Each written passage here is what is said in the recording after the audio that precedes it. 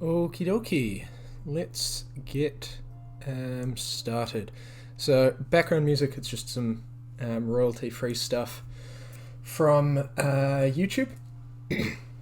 Now, you will probably notice on the screen there's a dot. A wee small little dot, which let's put a layer above all of this. So a nice wee little dot right there. Now there's a reason for that. So today we'll be looking at basically how you can go from one dimension to 2 to 3 to 4, so on and so forth. We're going to start with a nice simple shape, squares. So when you have 0 dimensions, so 0D, and I'll do the whole line across to make it look more like a 0 as opposed to an O.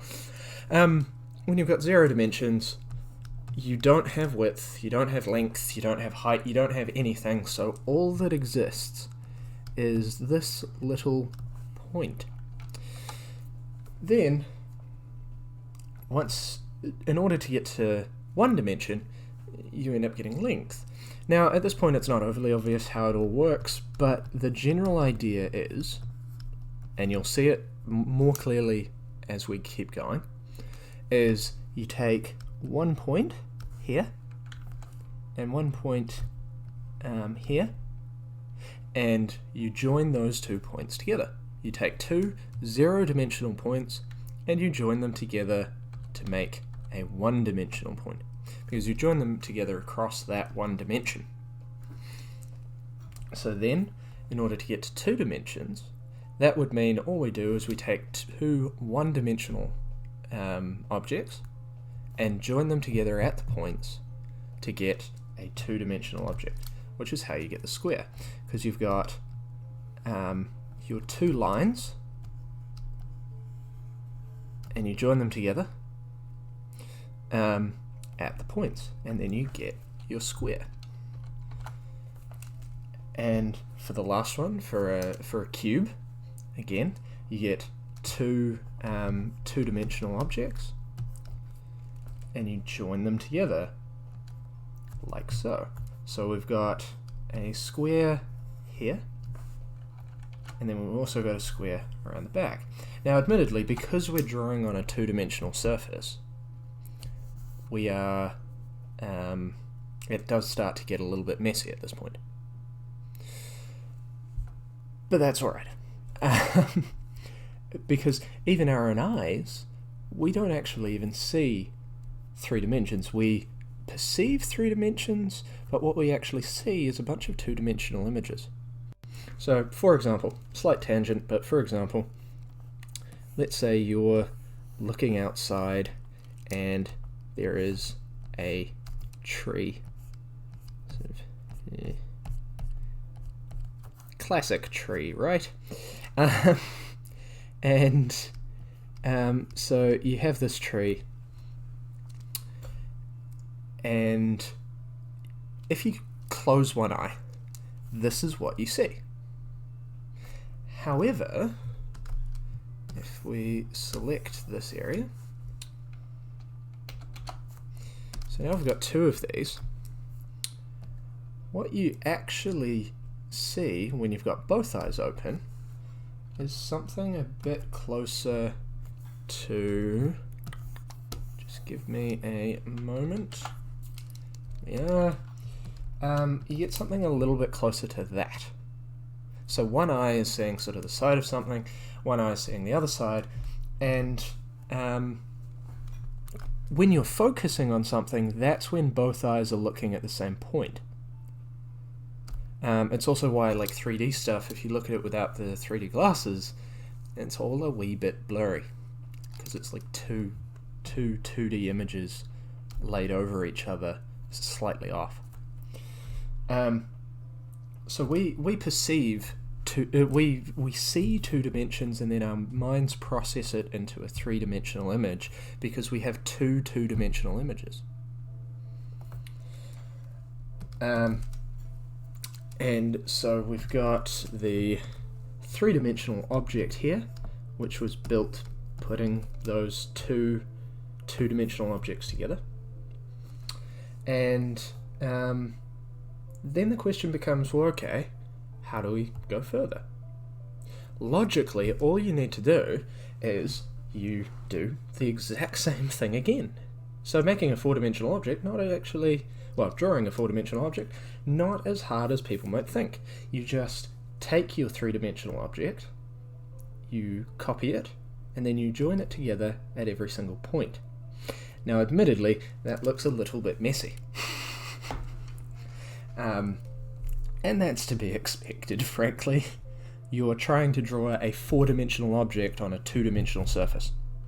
It's not really going to end very well. But if we draw it like this instead, it's a little bit easier to sort of see how it joins together. Then we'll just put the grid on so that we can draw this properly.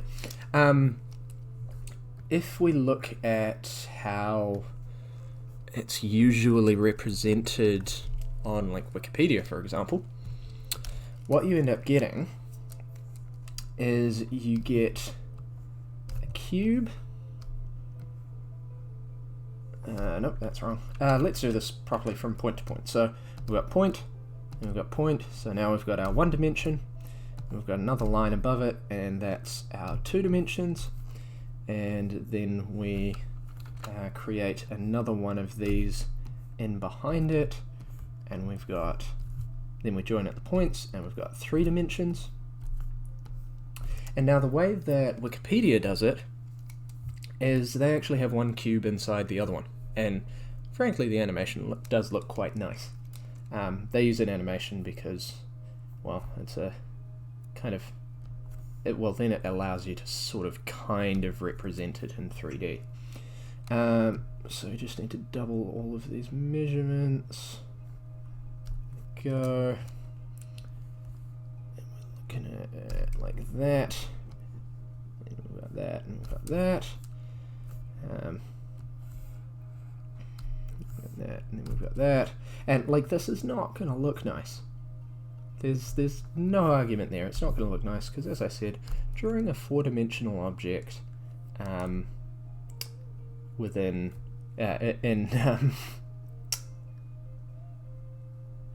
four-dimensional object in 3D space, in 2D space, is not pretty. And so what they do is they just join it all together like that, which does make it a little bit easier, because all of the points are kind of already in sort of the right place. And then that would go down to there. Admittedly, what I've got is a little bit skewed. Normally that cube would be in the center. So I've got a few different representations for this four-dimensional one. And technically, if we wanted to, we could, I may regret this, we could draw a five-dimensional cube as well, which would be, so we've got the that, we've got that.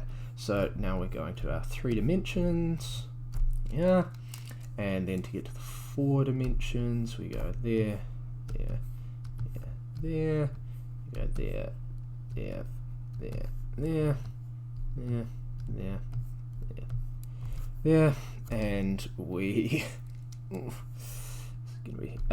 need, so four of these because you need two to get a four-dimensional, two three-dimensionals to get a four-dimensional, therefore you need two four-dimensionals to get a five-dimensional. Very messy, I know.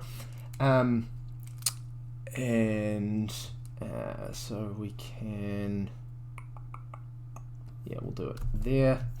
I can tell you right now this is probably going to just look like a bunch of scribbles, all overlapping, because obviously 5 dimensions and 2 dimensions, if 4 dimensions and 2 dimensions is messy, 5 dimensions and 2 dimensions is going to be extremely messy. That's just kind of how it works. I will say triangles, a little bit easier to get them to look nicer for sort of higher dimensions. We can look at that after this. So we join together all of the points. And the reason I'm doing this like this is so that you can actually see how it all goes together instead of just believing that the drawing that I did worked. So we've got that. So you can kind of see how it could be sort of a multi-dimensional shapey kind of thing. Interesting fact, so the name of a four-dimensional cube is actually a tesseract. So anyone who's watched the Marvel movies, that name will ring a bell. So the tesseract, if it is what its name implies, was a four-dimensional cube. So now we have to take all of the points and join them all together.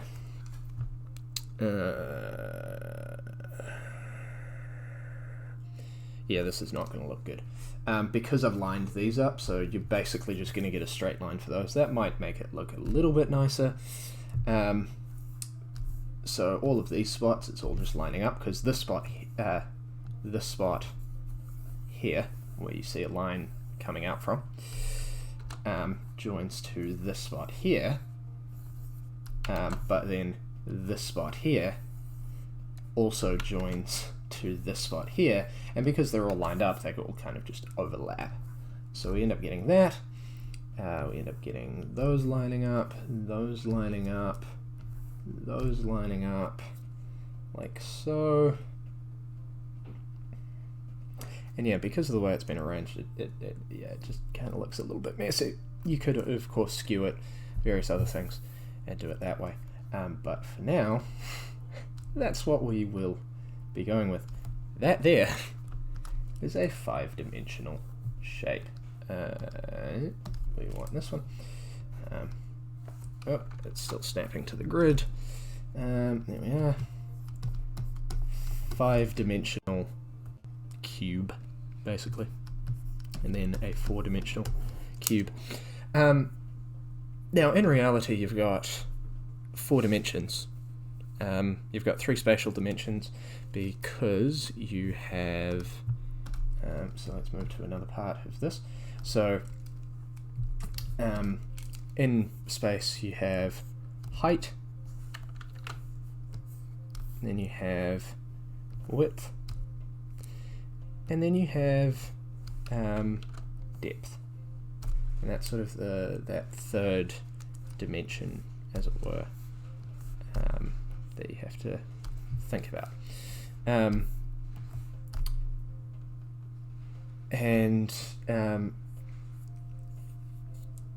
But then you have a 4th dimension. Now that 4th dimension is time.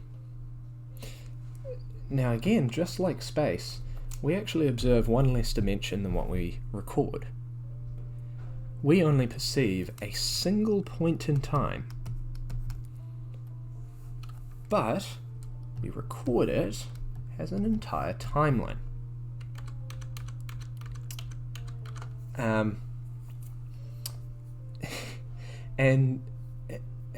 And so we've got that extra 1 dimension of time, and if we look at the 4-dimensional cube, you can imagine that as each cube is at a different moment in time. But because of time, it's still all joined together, moment after moment after moment. And so therefore, you end up getting 4 dimensions, 3 spatial dimensions, and a time dimension that links it all together. However, what you can start to think about is, well, okay, if we have time lines, what's multi-dimensional time? Now, time's obviously a messy thing. Despite what people think, we can actually time travel, it's just we can only time travel forward. We can't time travel backward yet. Well, I had an idea when I was in high school that maybe if you modeled time in 2 dimensions, it might be a little bit easier, and there was like some mathematician somewhere who was like, yeah, that seems like a good idea. So who knows, maybe we can. Or maybe we will be able to in the near future. It'll make everything very, very messy. But that's alright. But if we sort of start to draw time, so we have a point in time, and we use a slightly larger one for that. So we have this point in time, and this is a moment. Now my writing's bad and I've probably got it at too large a size. Let's do that again, sorry. So this is a singular moment. Then we have a timeline, and that timeline is, well, it's a timeline. It's a collection of an infinite number of small moments that'll come together. So logically then, if we still follow the same kind of thing, and this is all theory, this is not proven, now we have almost, I'm going to call it a time matrix, and you'll see why in a moment. So what you end up getting is you get this square of time, but what you don't realize, and we'll do this in a different color, let's go red, sure, why not? What you're actually getting is timeline after timeline after timeline after timeline after timeline, after all joined together. So every single moment has another moment that's happening at the exact same time, but is different, a different moment. But then also every moment has a moment that follows it. So it's an infinite number of timelines all put together. And this is where the question becomes, do we have parallel realities, things like that? That's what this kind of model would suggest. It would suggest that, yes, there are parallel realities with different timelines and all of that going on.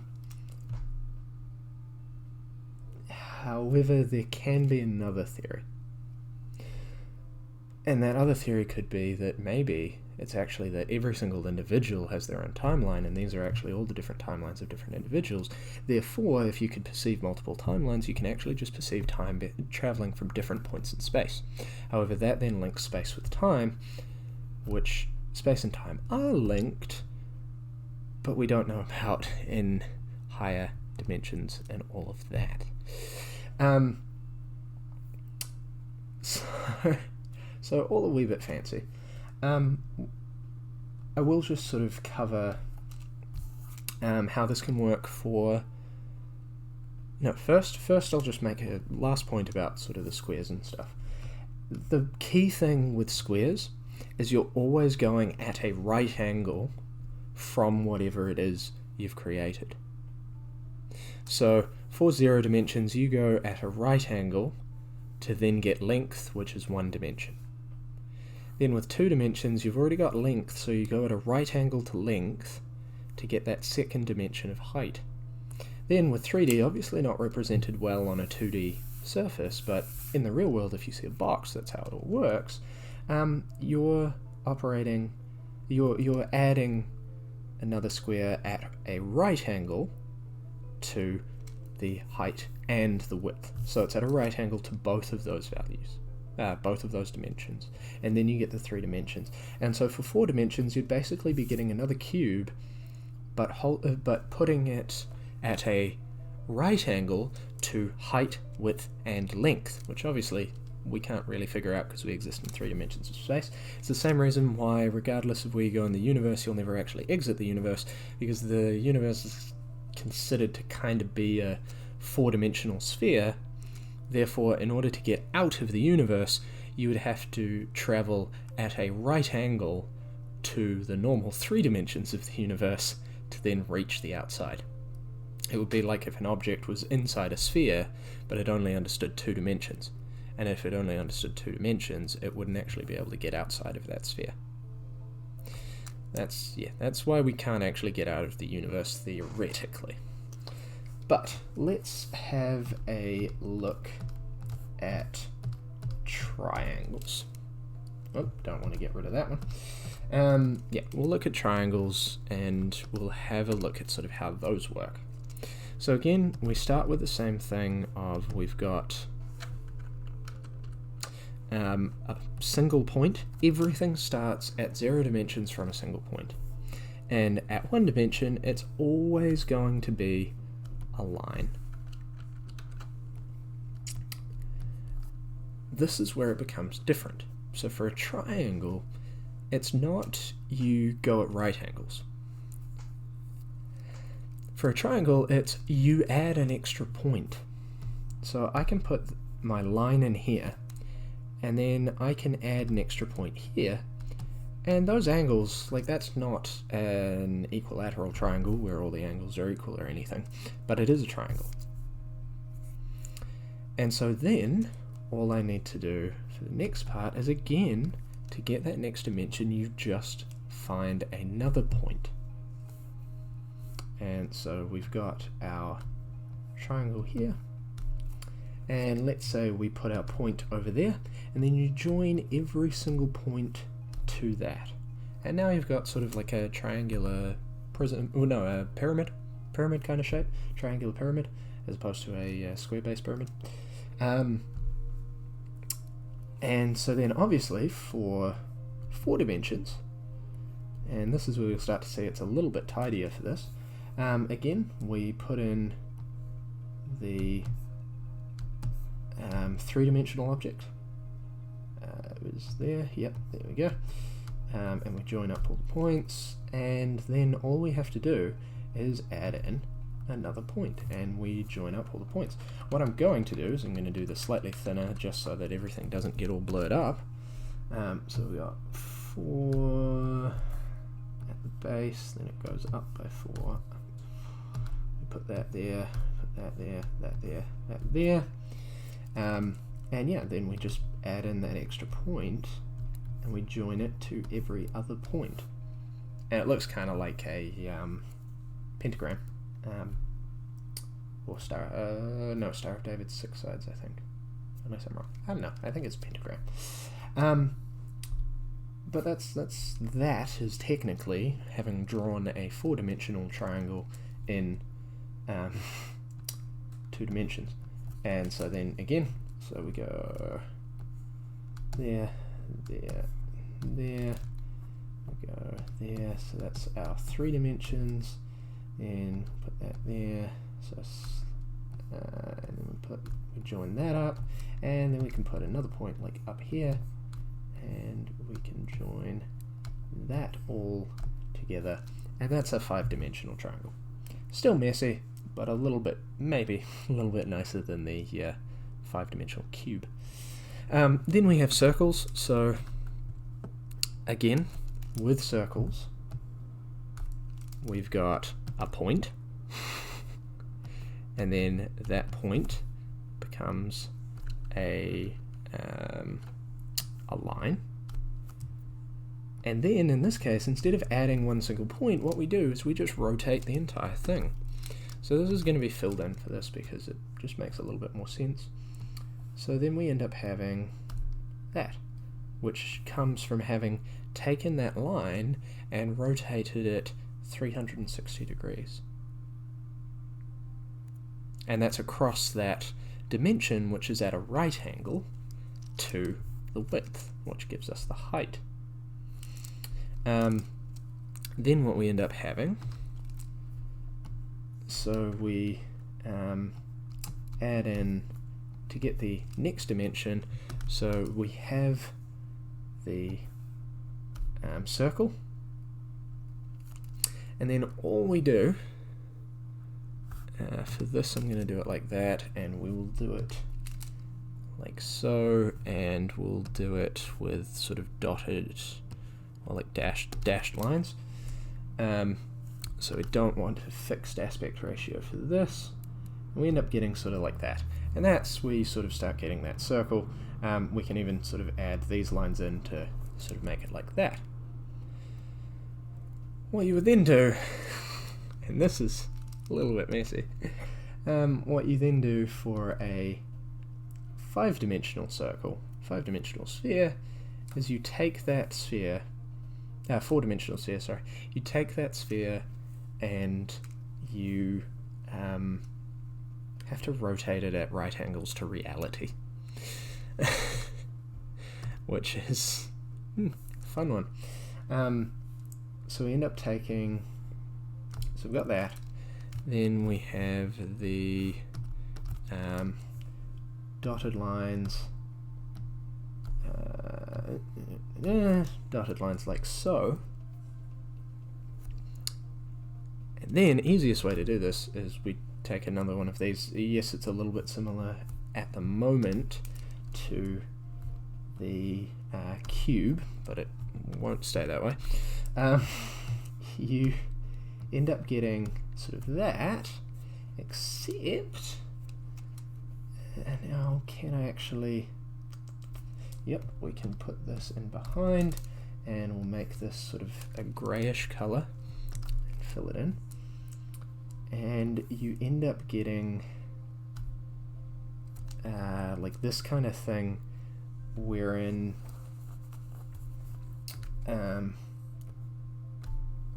it's sort of like a donut kind of thing when you represent it in 2 dimensions or 3 dimensions, because we've rotated those circles, those spheres, around a point. Obviously, because it's at right angles to reality, we can't actually work that so much. Now when we apply this to time, so we look at the triangles, if we're looking at time, we've got our timeline, and then we've got another point that is just simply connected to the timeline. Again, that can allow for the consideration of multiple realities, multiple versions of history. If you go into 3 dimensions, maybe it's multiple different universes even. Not parallel universes, just completely different ones. So you have a layer of a 2-dimensional time layer of parallel universes, and then a 3-dimensional cube, or whatever shape you're looking at, a 3-dimensional cube of different universes. Aren't parallel, because that's the layers. They're actually different ones. Again, all theoretical. I don't necessarily know that this is the case for certain, because obviously it's something we can't even perceive yet.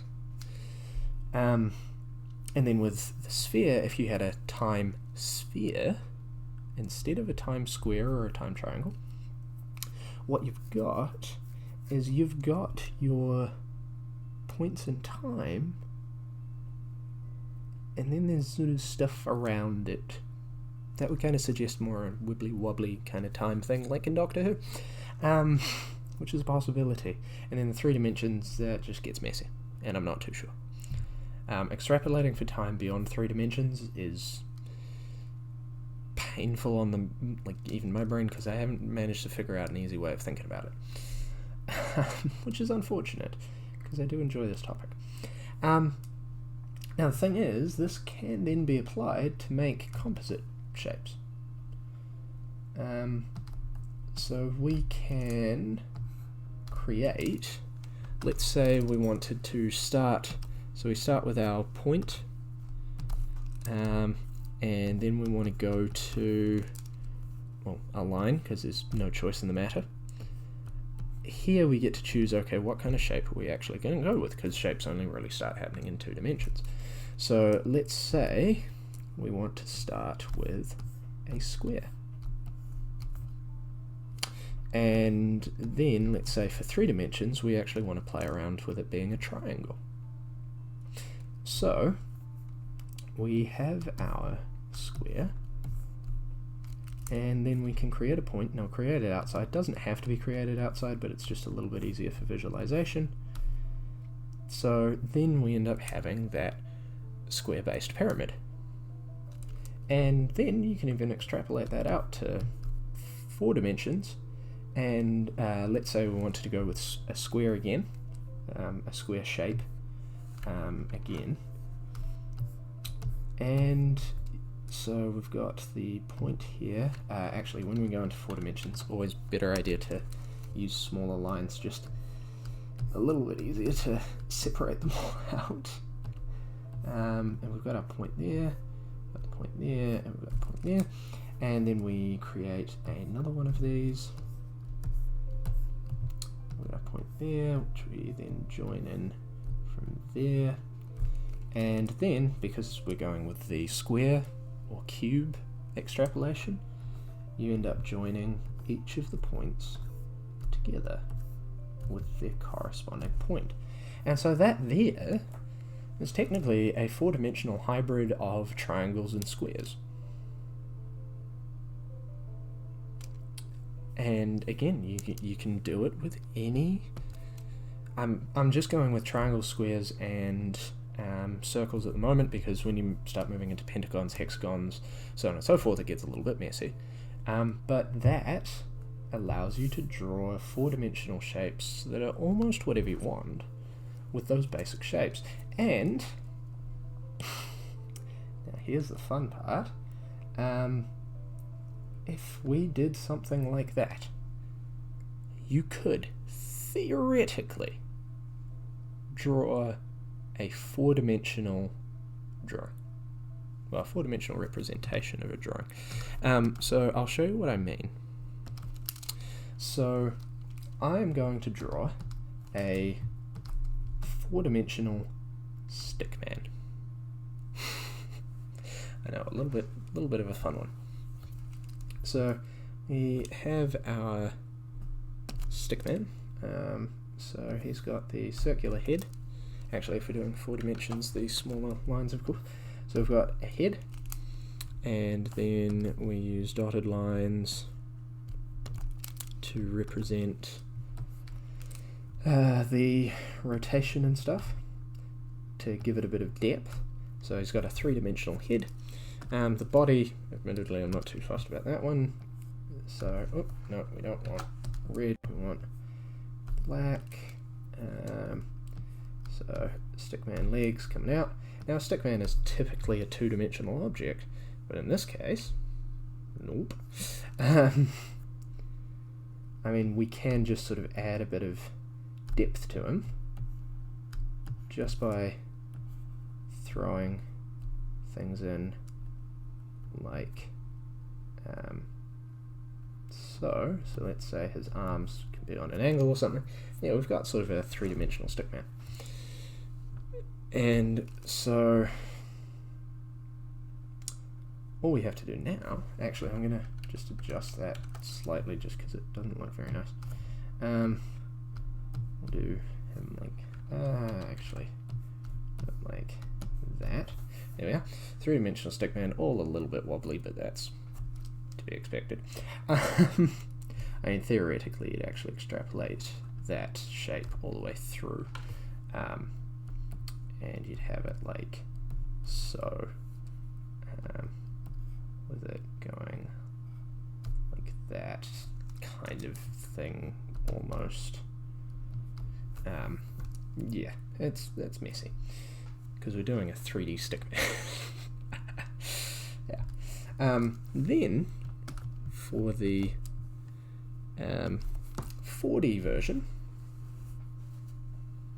So let's say we go 4D with squares, because easier. Then that means we go circle again, and I will make sure that it's all together. And this will be the last thing I'll sort of mention. We've got circle there, and then we've got straight lines. That goes down by 2. End up having that. So we'll put a line in there just because it looks better. Maybe, who knows. This is untouched territory. I'm really not sure what counts as looking better. I don't think anyone's done an aesthetic analysis of 4-dimensional drawing. So we have that, then we have that coming up like that. So we've got that, and because we're going with a square option, we just join together each of the points, and we just join them all together. With a circle, you kind of just take the edges and join them together, and that is technically, however, well, we also want to take sort of those points, however they'll end up extending, because they're right next to each other, they end up just extending straight through. That's technically a 4-dimensional stickman, however messy it is. But what it means is that you could do drawings which represent time as well as space. And that's actually how animation works. Because you take multiple frames and you join them all together with time. But obviously if your multiple frames aren't connected, it doesn't really make sense. Now I know that for some people that may have been sort of brain explodey kind of stuff. But I do hope it was in some way useful. I hope it did sort of give you an idea of how you could maybe use this either for drawing or just thinking about the universe itself. Yeah, that will be that, and have a good day. Don't work too hard. Goodbye.